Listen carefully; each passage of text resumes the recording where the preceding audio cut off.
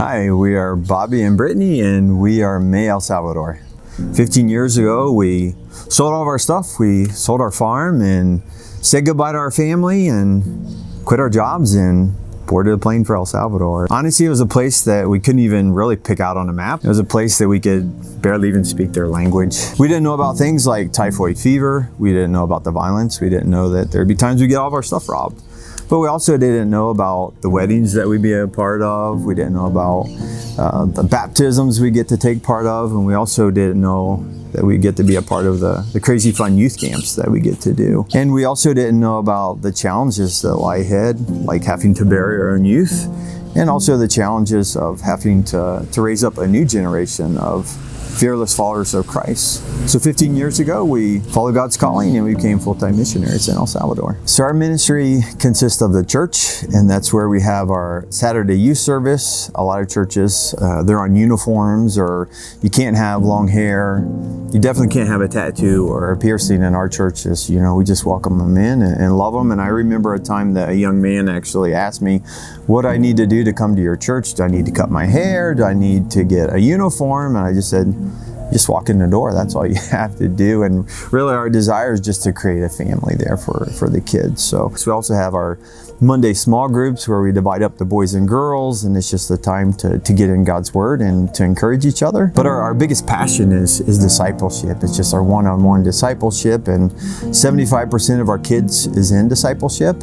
And that's where they will sit down with one of our leaders once a week, and we just really teach them what it means to be a follower of Christ and just encourage them. And for me, I just walk with them as a spiritual father. So yeah, our passion is discipleship.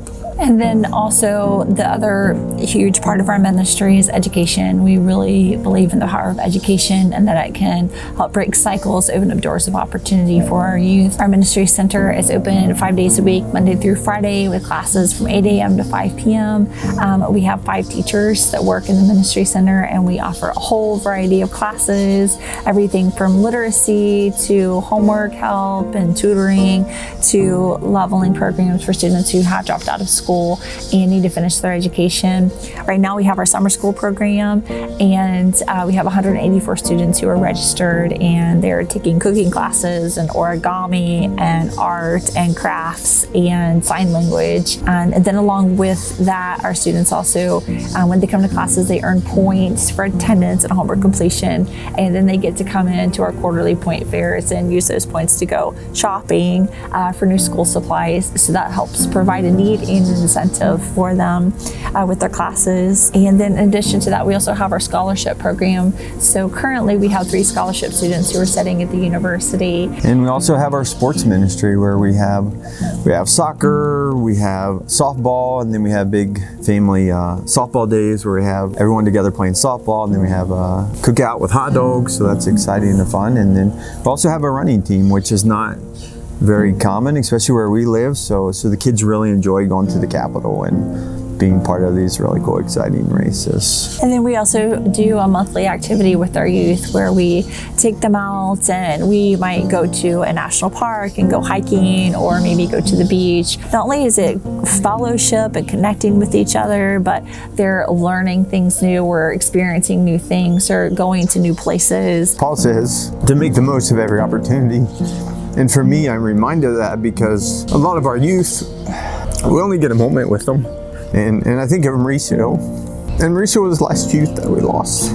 So I remember Mauricio got to attend one of our youth camps at the end of his life. And I remember in that youth camp, I was preaching on God's love and forgiveness. I remember him sharing at the end of that camp that he had struggled with his father, and that in that camp he had learned to forgive his father and just get his heart right with God. And shortly after that, Mauricio was murdered. And we searched and searched for Mauricio, and we've never found Mauricio to this day. But I believe he is right with God, and I do believe that one day we will get to see Mauricio. So I have to remember that sometimes we only get a moment with our youth, so our focus has to be on their eternity. Even though our time with him was relatively short from the time that we knew him until the time that he was killed, if Mauricio had been killed and we never had been able to be part of his life, and he didn't know the Lord, then we wouldn't have this hope of being able to see him again.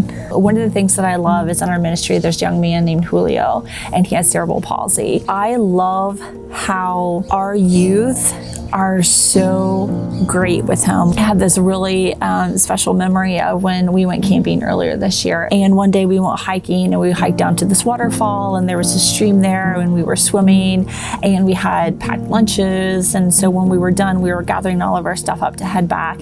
And as I looked over, two of our boys, Noe and Guillermo, they had Julio sitting on a rock, and Julio, his feet were all muddy, and him and Noe, they were washing Julio's feet. When they were done, they put his socks on, and they put his shoes on, and then they helped him hike back up. That, for me, represents what makes God smile. So many youth, they might say, oh, well, I just really am not interested in going to church, but I like to play soccer. So they'll come and they'll be part of the soccer team. And then Fernando, will then use that opportunity to share reflections, pray with them, befriend them, invite them to our services. And the same thing with our classes, and the same thing with our activities as well. And now in 2022, we feel God sending us on a new journey. And honestly, it's a journey that we've dreamed about for years. And it's having our own piece of property. We found a piece of land that's actually a couple blocks away from where we currently hold our services. And really our desire is to create this place where there's just endless opportunities. We want soccer fields and our classrooms, discipleship rooms. That's where we want to have our church. So our desire is to create a safe place for our kids, a place they can come to and find that they have a father that loves them, that they have a purpose, and that there's hope. For a lot of our kids, the streets isn't a safe place, and the schools isn't always a safe place, and for a lot of our kids, their home isn't even a safe place. Like I said, we have found a place, and we are currently fundraising $300,000. We know that's a crazy number, and sometimes it scares us. It also did 15 years ago when we came to El Salvador. It didn't make any sense. But we also realized this isn't just our dream. This is the dream of Gabby and Marcella and Noe and Jaime. It's the dream of every youth that we currently serve. And it's a dream of every youth that we will serve in the future. And we believe this is God's dream and God's desire. And we are inviting people to come on this journey with us. So if you'd like to learn more about our ministry or give to our ministry, then you can visit our website, and also you can give online, and you can sign up to give a one-time gift or sign up for monthly, weekly, quarterly, yearly, whatever the Lord puts on your heart.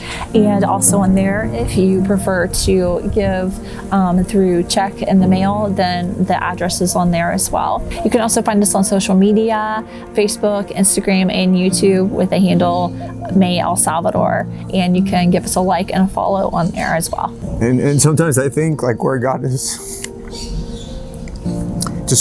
brought this, because another desire of ours when we lived in Hillsborough was to have a family, and God blocked all that.